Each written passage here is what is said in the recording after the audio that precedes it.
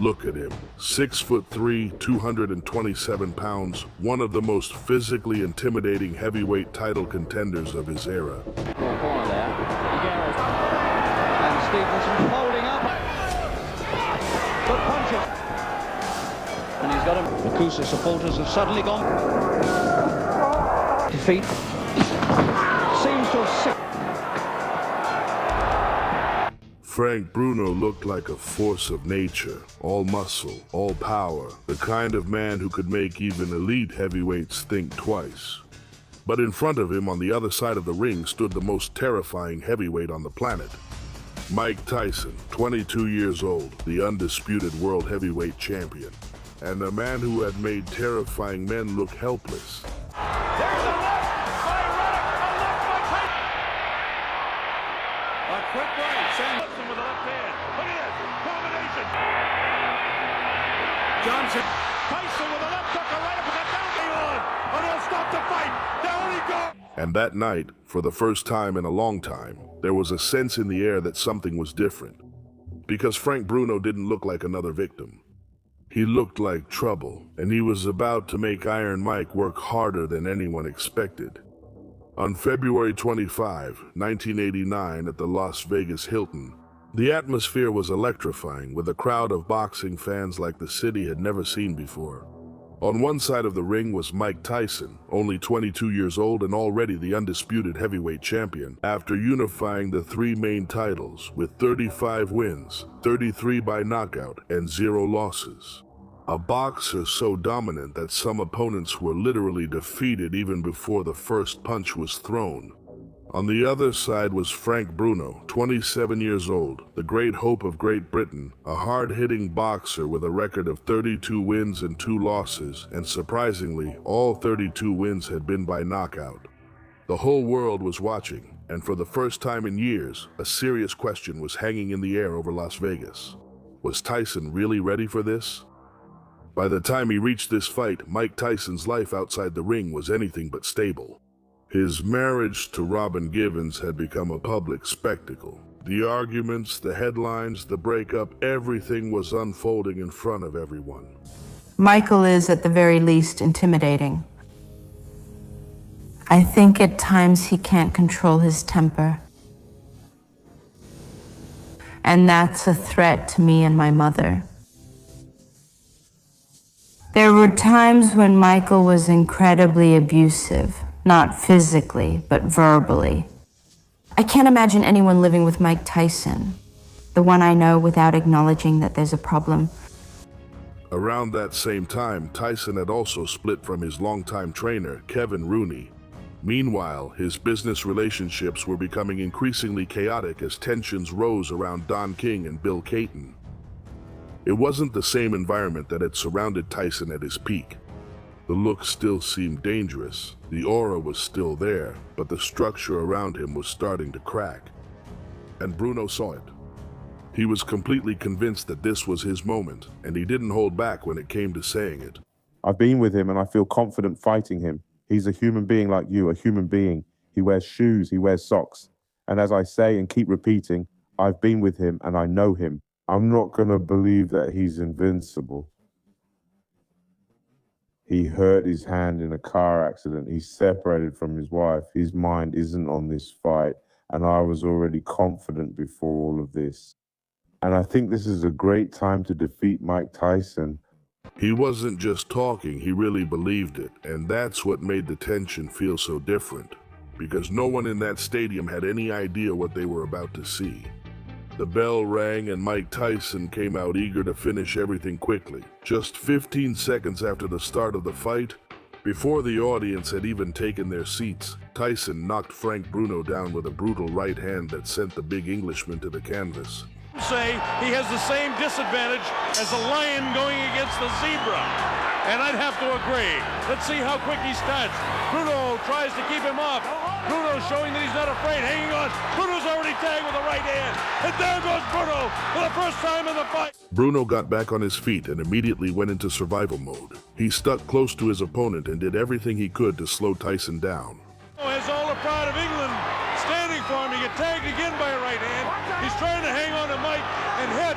Mike is just looking for an opportunity about hanging on and hitting Mike Tyson. Tyson pulled in to set him up with a left hand. A little wobbly already. Right hand misses Frank Bruno. Bruno has come to try and mix it up. He's hanging on to the head of Tyson. He even went so far as to throw punches to the back of the head, which would eventually cost him a point. Back on the assault. He tried about hanging on and hitting. Bruno number one. Well, all the questions about distractions have been answered as Tyson attacks. Bruno doing it. During the first few minutes, it seemed like this was heading toward another quick and brutal Tyson victory, and then everything changed. I don't think points will mean anything by the time this fight's over. But Frank Bruno in it. He's hanging on, but Tyson is certainly getting the best of it. He's bleeding from the nose. He was down in the very... Out of nowhere, Bruno landed a clean left hook that visibly shook Mike Tyson. It comes very slowly across the ring. He knows he's in with a bull. Tyson gets nailed with a left hook.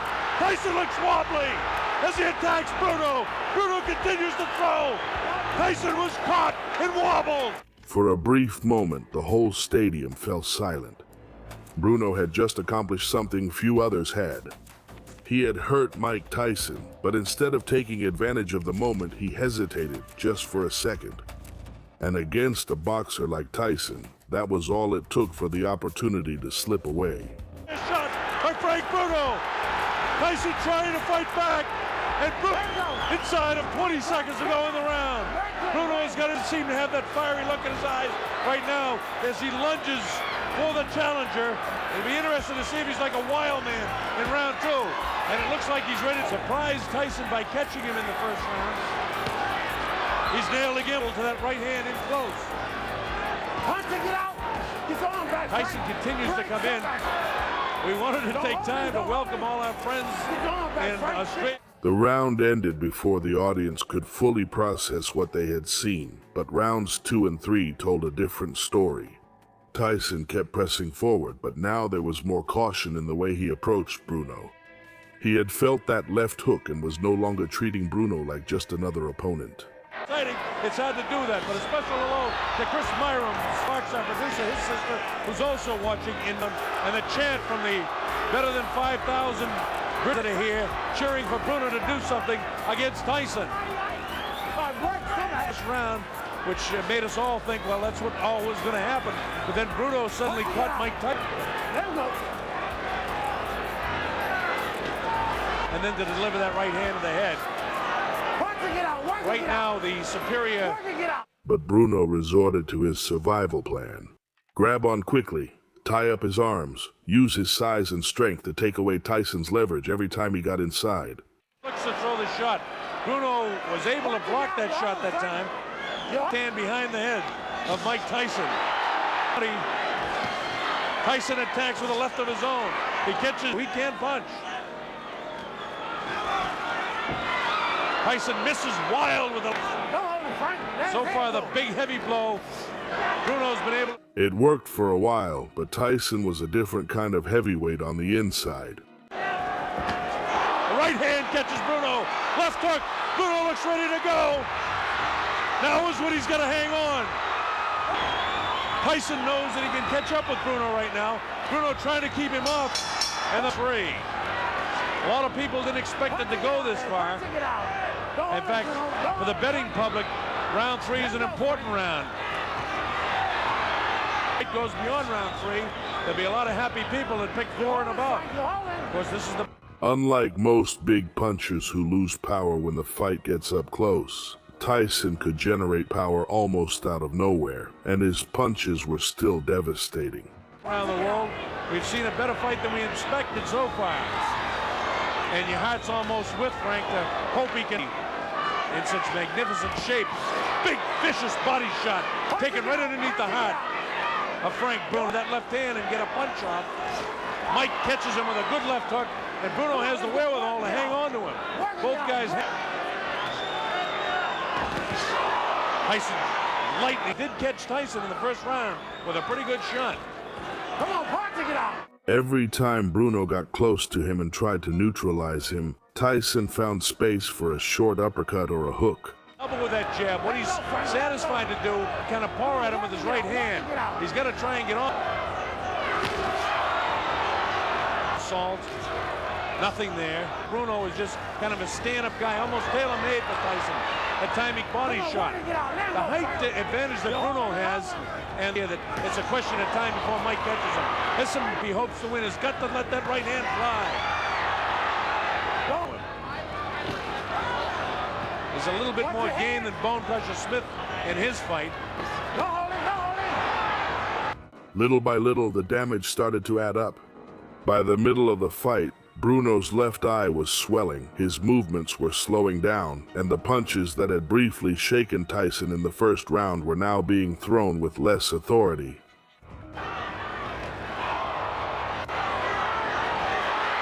Just really bores in like a madman, throwing that right hand. Tyson is almost measuring him now. Well,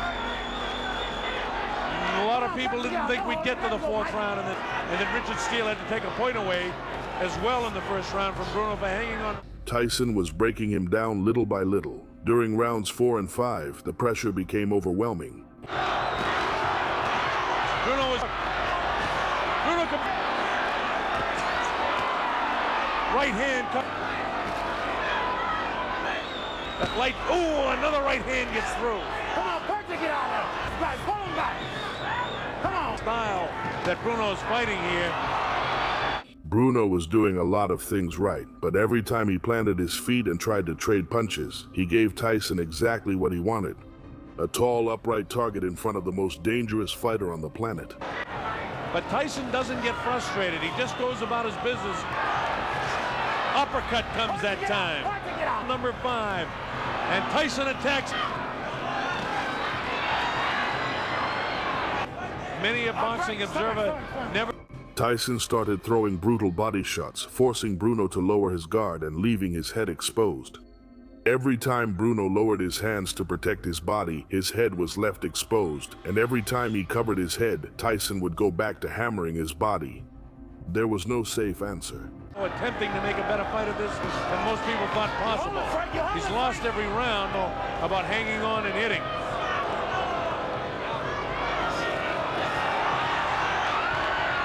Bruno was now fighting on sheer courage. He was taking punches that would have finished off most heavyweights much earlier. But his legs were starting to give out, his timing was fading, and his counterattacks were getting slower and slower. The end seemed near, and everyone watching could feel it. About 8,000 or 9,000 at the Hill Hotel. Bruno was caught that time, and Tyson knows it. Tyson trying to attack now to finish him off. He can. He's still in big trouble. The uppercut catches him. Then, at 2 minutes and 55 seconds into the 5th round, Tyson cornered Bruno against the ropes and unleashed the final attack. Remember, a fighter cannot be saved by the bell as the big right hand lands. Tyson knows he's got him in big trouble. If he doesn't answer it, Richard Steele has moved in and has stopped the fight. Referee Richard Steele saw Bruno taking blow after blow without responding and stepped in to stop the fight at the very moment Bruno's trainer threw in the towel. At last, it was over. Technical knockout in the 5th round, and Mike Tyson remained the undisputed world heavyweight champion. Frank Bruno had lasted 5 rounds against the most feared heavyweight in the world, and he had hurt him in the 1st round. And he left the Las Vegas Hilton with a performance that earned him the genuine respect of a man who had defeated almost every opponent he had ever faced. After that round, it seems like Bruno was able to hold on. You think so? Definitely, and he hits pretty hard. So he's stronger than they say? No doubt. When someone fights against the world champion like Ali, they have to be the best fighters. It wasn't the result Bruno wanted, but it wasn't insignificant either. Frank Bruno had pushed Mike Tyson into a kind of fight that people were no longer used to. A fight in which Tyson had to adapt, stay alert, and treat the man in front of him as a real threat. And in 1989, that was very unusual. Bruno would go on to win a world title later in his career. He also faced Tyson again in 1996. A rematch that would end in a very similar way. For the Tyson who fought McGillian Mathis. Here's a combination uppercut by Tyson. Tyson laying it on, pouring it on. Down goes Bruno into the ropes. But the story people still remember from February 25th, 1989 will always be the first round left hook. The moment when a force of nature from East London made the most feared boxer on the planet stagger and left the whole stadium breathless. For a split second, the impossible was right there, and then it vanished.